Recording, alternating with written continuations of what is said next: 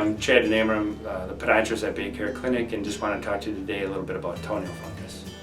Fungal toenails affects approximately between 5 and 10% of the population, depending on what study you read.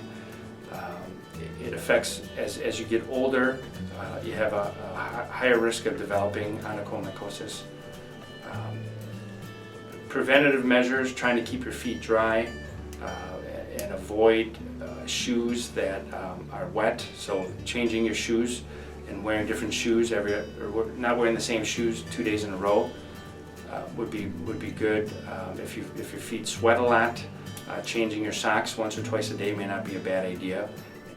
Patients typically come in complaining of a discolored, thickened toenail with some subungual debris underneath the toenail, and are concerned about, most often because of the cosmetic problems that arise from it.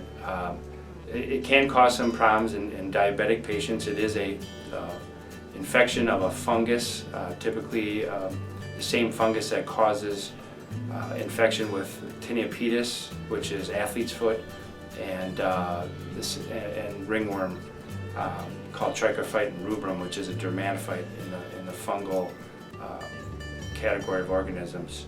Typically, when a patient comes in to see me, we'll take a look at their toenail and determine whether or not there is a fungus present.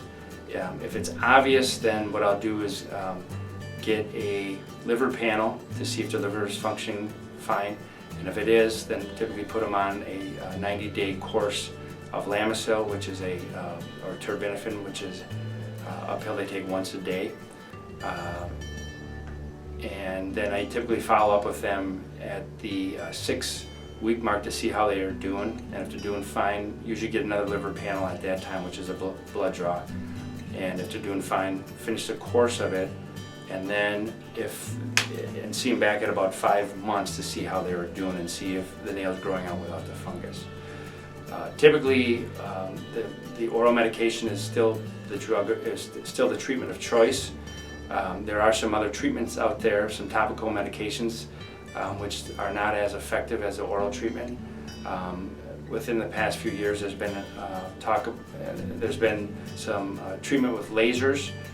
Most insurances do not cover this, however, and the studies over the past few years are not substantial enough to justify using that treatment, and so that's probably why the insurance companies are not covering it.